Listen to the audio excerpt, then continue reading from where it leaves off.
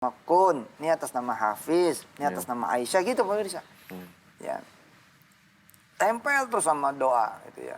Ketika dan termasuk ada amalan.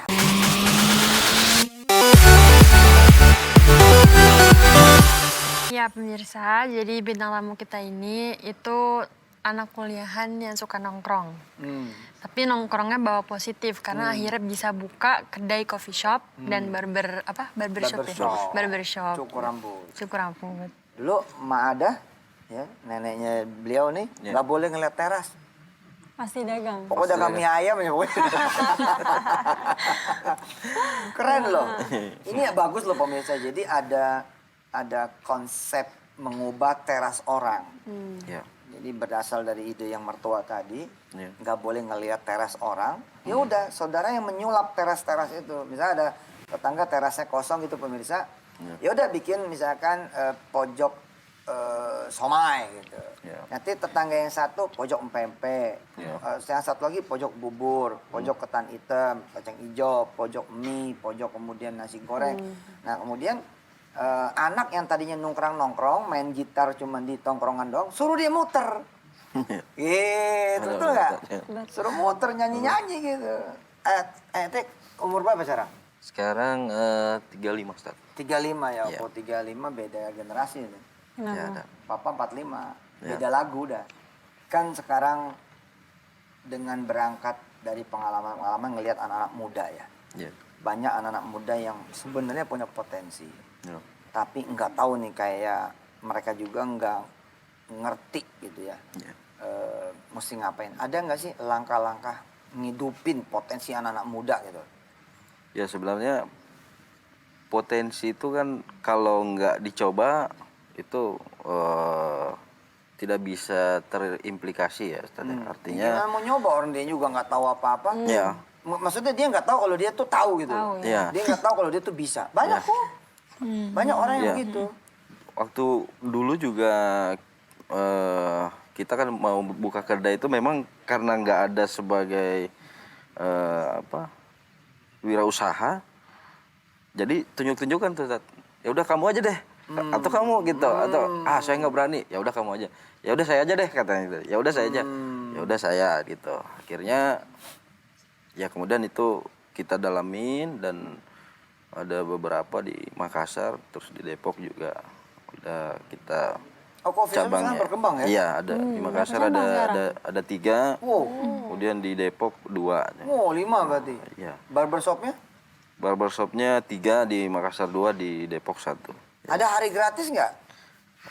Kalau kita sih lebih ke biasanya ke sosial ya, hasilnya kayak yang diinin. teman-teman driver online kita 50% karena memang terus support kegiatan-kegiatan di lingkungan kayak klub bola, teman-teman di lingkungan. Jadi pemain-pemainnya tuh kita free cukur gitu. Menarik ya, ada orang Makassar punya barbershop. Biasanya kan orang Kuningan ya. Hah? Kuningan, Garut gitu ya buat cukur-cukur. Iya loh, bener loh. Hah? Keren loh. Nah, ini apa yang bisa Kak Kumi ambil dari Om Andi ini? Ya harus berani ambil resiko. Tapi jangan kabur loh. Ntar kaburnya yang di Enggak. Bisa gua kabur kayak gitu. Enggak, karena aku juga demen di rumah. Dia mah demennya sama kucing. Tapi yang aku tangkap sih kita nggak bakal tahu kalau kita nggak nyoba. Jadi emang harus dicoba. Mau ke depannya gagal atau berhasil ya kan at least kita udah coba gitu. Ya saya percaya sama anak-anak. Ya. Nah, saya bilang sama Kak Wirda, Kak jaga kepercayaan itu. Nah, hal itu. Termasuk kebijakan ini pun saya terapkan ke santri. Santri jangan kabur. Ngomong aja dan kami percaya. Jadi kami percaya sama Anda. Kami percaya sama kalian. Bila kalian bilang, Pak Ustadz saya mau ke luar, saya mau begini. Oke, nggak akan kami tahan. Bismillah. Yang penting kamu tahu kapan kamu balik. Kamu tahu kapan kamu kemudian kembali. Gitu. Jadi ya saya kira yang saya lihat juga kepercayaan dan keridoannya orang tua Mas Andi itu juga pengaruh kayaknya. Ya. Iya kan? Iya. Bayangin Iya. ketika 7 hari di laut, kemudian baru 3 minggu ngontak. 3 bulan tuh. Oh 3 bulan 3 malah. bulan. Kebayangkan sama saya gitu kan.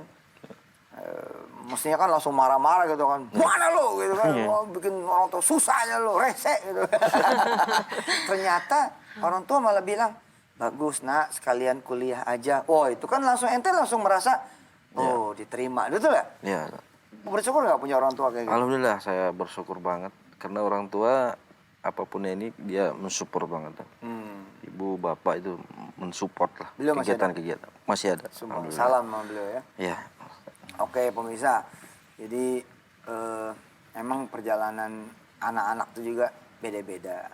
Kita nggak bisa juga pengen anak kita sesuai dengan apa yang kita ingini. Tapi sekedar berbagi ke pemirsa semua yang pada punya anak, kapan sih kita harus khawatir tentang nasib dan perjalanan hidupnya anak-anak kita? Kapan? Yakni ketika kita berhenti berdoa kepada Allah Subhanahu wa taala. Saat itulah kita mesti khawatir bahwa nasib anak kita mungkin bisa nggak selamat, mungkin bisa bahaya, bahkan mungkin tidak menyelamatkan orang dan membahayakan orang lain. Jadi kalau saya boleh ulangi lagi, ketika saudara nanti punya anak keturunan, dan insya Allah yang belum punya anak keturunan bakal punya anak keturunan, amin. Bilang amin. Semuanya pemirsa bilang amin. Yang belum nikah, yang belum punya anak, amin. Nah, Amin. pertanyaan berikutnya adalah, kapan sih kita harus khawatir ya akan kemudian perjalanan hidup dan masa depannya anak kita? Yakni ketika kita berhenti mendoakan anak-anak kita. Saya, Ta'adus bin Nikmah, selalu membawa anak-anak saya ini di dalam sujud-sujud saya. Jadi kalau sujud saya suka agak lama itu karena saya nyebut nama anak saya satu-satu. Satu-satu saya sebut. Jadi saya termasuk ayah ya, yang gak suka doa begini. Ya Allah, jadikan anak-anak saya gak suka. Jadi saya kalau doa tuh, ya Allah jadikan Wirda, Kumi, Kun, Hafiz, Aisyah gitu. Dan semua keluarga besar saya punya anak keturunan dan santri-santri saya. Dunia. Itu saya sebut. Dalam doa. Kalau ada waktu, saya menghadiahkan Fatihahnya satu-satu. Yasinnya satu-satu. Sedekahnya satu-satu. Ini atas nama Wirda gitu. Ini atas nama Kumi. Ini atas nama Kun. Ini atas nama Hafiz. Ini atas nama Aisyah gitu pemirsa. Ya. Tempel terus sama doa gitu ya. Ketika dan termasuk ada amalan harian ya Mas Andi, amalan harian saya sebagai seorang ayah untuk anak-anak, begitu juga nih buat peserta yang di Zoom. Salah satu amalan harian saya, bentuk tanggung jawab saya sebagai seorang ayah buat anak-anak, itu saya ngedawamin surah Al-Furqan. Jadi saya membaca surah Al-Furqan utuh, satu surah 77 ayat setiap hari, relatif hampir setiap hari. Untuk kemudian anak-anak yang saya cintai karena Allah. Kenapa Al-Furqan? Begitu ya pertanyaannya kan. Kenapa Al-Furqan? Karena di dalam surah Al-Furqan, di ayat 70-an, itu ada doa, Rabbana hablana min azwajina wa dzurriyyatina qurrata a'yunin waj'alna lil muttaqina imama. Permintaan kita kepada Allah yang maha memberi karunia, maha memberi kemudian kesempatan, maha kemudian membuat anak-anak kita juga menjadi anak yang soleh. Bahwa doa ini mengajarkan kepada kita bahwa kita meminta. Jadi anak soleh ini bukan lahir juga dari pendidikan belaka, bukan lahir dari harta, bukan lahir dari kemudian power kita sebagai orang tua, tapi lahir karena Allah berkehendak menjadikan anak kita ini anak turun yang soleh-soleha, yang kualitasnya adalah global leader, lil muttaqina imama, itu global leader, not only kaum, bukan hanya kaum, tapi memang global leader. Ayat ini adanya di posisi kurang lebih 74. Ayat 74. Nah kita baca Al-Furqan dari ayat 1. Supaya ayat 1 sampai ayat 73 menjadi mesin pendorong 74. Lalu kemudian karena Al-Furqan ini 77 ayat. Maka ayat 75 sampai 77-nya menjadi mesin yang juga ikut mendorong. Agar doa di 74 ini naik kepada Allah Subhanahu wa ta'ala. Ini Tapi harian. ada yang lucu, Pak. Aku ingat banget, kan Papa kan kebiasaan Papa tuh kalau sujud suka lama karena doa. Waktu kita sholat jamaah, udah lama, ada nenek juga. Terus Papa sujud lama banget, terus selesai sholat nenek marah-marah. Nah, kenapa sujud lama banget nggak bisa napas tahu? Itu nenek gue marah banget. Karena yang sujudnya lama banget. Bener, kita pernah sholat jamaah di masjid. Nggak selesai, kita awalnya sholat sekeluarga, terus ternyata ada orang lain ikut. Ada ibu-ibu, udah agak umur emang, begitu. Aduh, kepala saya pusing. Udah selesai sholat. Saya lupa karena Nggak tahu. kebiasaan. Ya kan biasanya kan nama istri sama anak doang. Beneran tuh. Beneran. Saya salam. Sujud lama banget nggak bisa napas. Itu saya salah, saya jangan diikutin. Jadi kalau pergi ke luar komunitas kita yang nggak biasa, ya harusnya jangan lama-lama karena mereka nggak siap. Tapi papa pernah dicowel juga. Jadi saya sholat, lupa saya kalau itu sholat di kandang orang lain. Nah, begitu saya sujud, saya doain mereka. Kan saya dapat laporan kan. Iya. Jadi ini juga Mas Andi dan teman-teman bisa ikutin. Jadi kalau kita datang ke rumah orang, kemudian orang itu cerita tentang kesulitannya apa segala macam. Kemudian kita sholat kebetulan di rumah dia. Nah sujud kita untuk doain keluhannya dia itu. Nah saya doain nih. Lama Rupanya itu saya dianggapnya pingsan. Bener dicocok. Ayo kocak Kak, jumpa. Oke, pemirsa. Kita udah saatnya masuk ke menyapa pemirsa Zoom nih. Oke, sudah bergabung bersama kami ada Nur Amali dari Malaysia. Setia banget. Ada Anita dari Terima kasih loh Kaltara. Anita Kaltara dan Dan ada Erlita dari oh Bandung. ini istrinya Kang Andi. Istrinya, Iya, iya. Mas Andi. Masya Allah. Kita langsung sampai ente aja. jodohnya akhirnya jadi orang Bandung? Sukabumi. Sukabumi, Jawa Ustaz. Barat. Assalamualaikum Teh Erlita. Ya Teh Erlita, apa nih yang bisa ditambahin dari kebersamaan dengan Mas Andi dan cita-citanya, perjalanannya?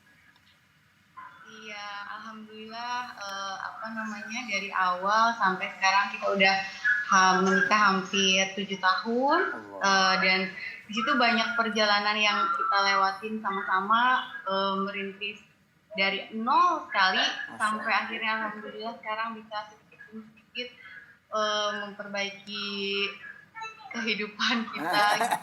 Iya. Kelihatan sih sofanya bagus. Mahal kayaknya. Iya tuh dengan kerja kerasnya gitu, Gitu banyak ya. mengingatkan. Jatuh bangun tetap ada ya Mbak ya? Banyak Pak Ustadz, alhamdulillah. Banyak? Masya Allah, banyak.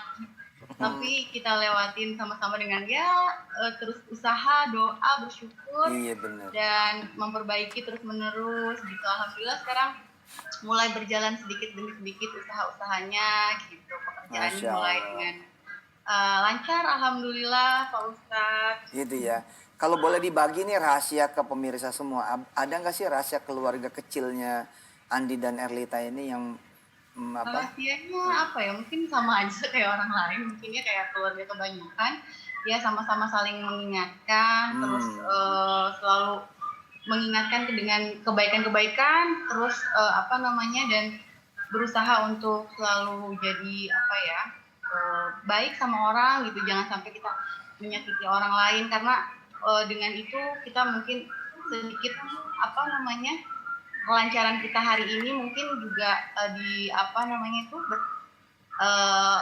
dari perjalanan kita itu dibantu dengan sedikit kebaikan-kebaikan kita untuk orang lain. Mudah-mudahan Oke, kita benar. iya betul. Benar, bagus nih bisa digarisbawahi nih, betul. Jadi kelancaran kita pada hari ini bisa jadi karena Ya. kebaikan-kebaikan kepada orang lain, izin Allah. Ya Betul. mungkin Allah membalasnya bukan dengan kebaikan yang kita kasih dibalik juga dengan dibalikan juga dengan kebaikan yang sama. Mungkin ada beberapa hal dari kelancaran itu Subhanallah. udah jadi betul Wah, hebat Mas Andi nih Allah istrinya. kita, gitu. Mas Andi istrinya soleha dan pinterah. Soleha dan cerdasah. Kak Kumi, ya. Terima kasih ya kita Kak Wida ya sama Mas Andi. Mas Andi di ujung ini barangkali ada pesan tambahan buat pemirsa. Mungkin kalau karena kita kegiatan usaha ini ya, ya ada sedikit ini sih kata-kata motivasi lah Apa dari kamu. Jadi karena memang kegiatan kita kan selalu juga mengundang kaum duafa, anak yatim untuk di kedai, terus mensupport pengajian-pengajian di RT RW. Jadi kita sediakan tuh tempat tuh Ustadz untuk pengajian gitu. Jadi ya kalau menurut saya sih ya bersedekahlah, karena sedekah itu seperti sungai yang mengalir. Oh. Kita akan dapat manfaat dari air bersihnya. Subhanallah. Seperti itu Ustaz. Sip, silakan Kumi tutup. Iya, buat kita bisa sukses itu kan butuh waktu. Tapi kalau kita menyerah, kapan kesampaiannya gitu kan. Jangan kemana-mana, abis ini ada Ustadz Danu Siraman Kolbu. Dan ketemu lagi sama kita di episode berikutnya. Tetap dinikmati sedekah, Insya insya Allah Allah banyak banyak. berkah.